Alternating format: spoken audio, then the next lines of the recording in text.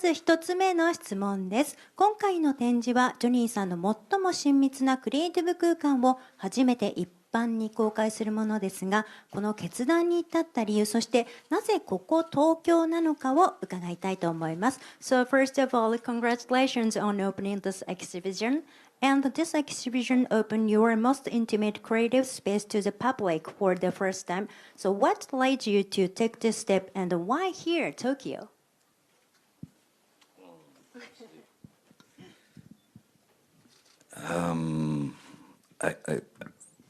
I think it was just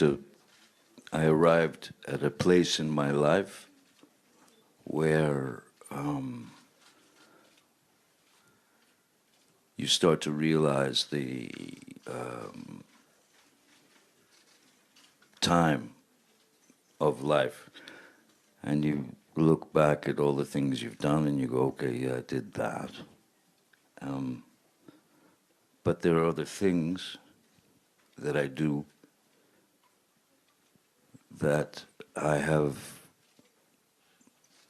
all by myself for many years.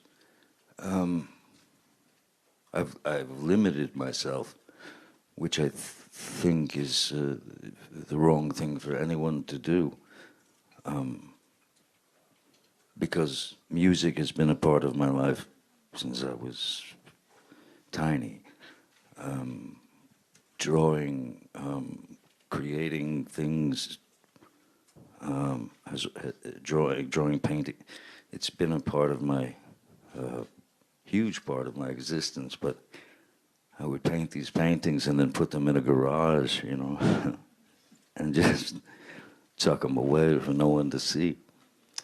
And then after that, this man and I had a discussion, and it made sense because I don't claim to be anything other than, I mean, at most, someone who paints. I'm not even a painter necessarily. My view on it. So it's just the very idea of allowing things that are very personal come out in a somewhat abstract way. Good luck. はい、たくさん話していただきました。ずっとこう、人生がね、こう長くこう続くところで、気づいた瞬間があったんだと、これだけ長く人生生きてきた中で、振り返る、ちょうどこう振り返る時期だったんですよね。で、こう自分いろいろなことをやってきたなと。で、実はみんなが知らないところでいろいろ他にもやってきたことが実はある。実は一人でずっと取り組んできたことがあって、でやはり人間何をやるにもやっぱり自分を制限をかけてはいけないっていうところで、いわゆる子供の頃から音楽がすごく大好きで音楽もやってきた。でそれ以外にも実はそこ絵を描くことっていうことがもう自分の人生においてものすごく大きな位置を占めていた。だけれどもそうやって描いてた絵っていうのはずっとガレージにしまっていて誰にも見せていなかったんですよね。でそんな時にですねこの方に、会いました。でこの方と話をしたらすごくこうピンときたと。要は自分はひょっとしたら絵描きではない画家ではないかもしれないけど絵を描く人間だっていうところを、人に見せてもいいんではないか。でその僕が描く絵っていうのは非常にパーソナルなことを、自分が自然に自分の、思う形で非常に抽象的な形ではあるんだけど抽象的な形でこう表現をしているそんな作品になります。She said it much better than I did. 僕が言ったのよりもそれ No, I would never. It doesn't have the charm.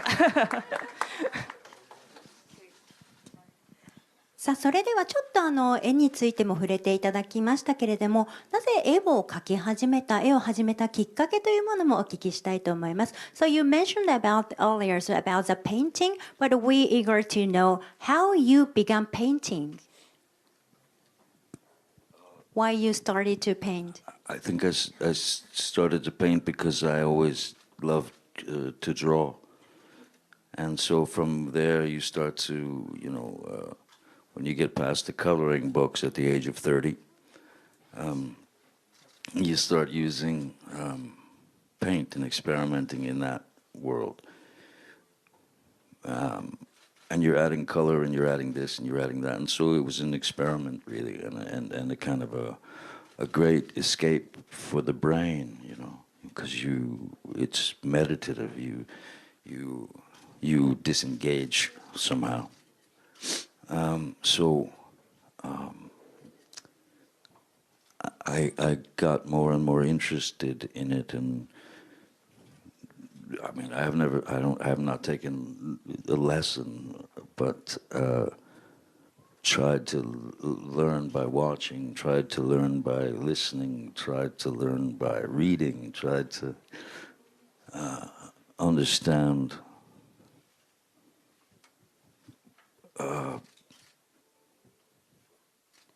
the various techniques that are necessary, very necessary to learn. And then I started to kind of find these images that were somehow coming out of my brain, which is ultimately, yeah, it's freeing, because no matter what it is, subconsciously, unconsciously, it is some form of expression. So there's really ultimately no difference. Acting is a form of expression, music certainly the same, and painting, drawing, creating something. And I find that that is the one true constant necessity that I must have. Otherwise my brain will explode. I feel it might. I don't know. I'm not sure how much that happens, but yeah, it's just a necessary thing for me. Thanks. で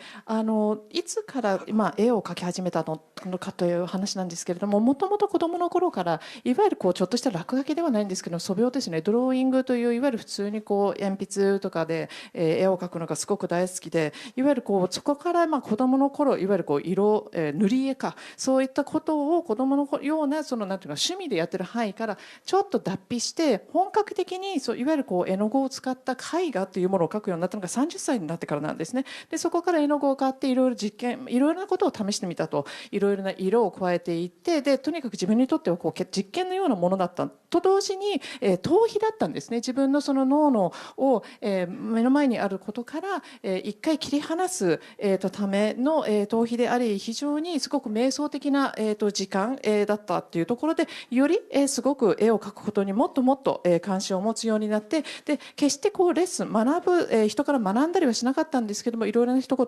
を見て、あるいは聞いて、あるいは本を読んだりして、いろいろなことを理解するようになりました。その絵を描く上でのさまざまなテクニックですね。でこういったことを取り入れることによって、だんだん自分のその頭の中で思い描いているものっていったものがもう少しはっきり見えてくるようになって、絵を描くことが自分にとってすごく解放される、そんな、解放されるような、